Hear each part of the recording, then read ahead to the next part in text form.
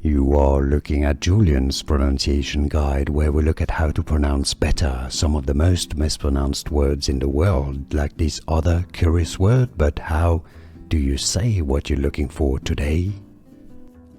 We are looking at how to pronounce these names and more confusing names many get wrong, including from Arabic. This is indeed a name of Arabic origin.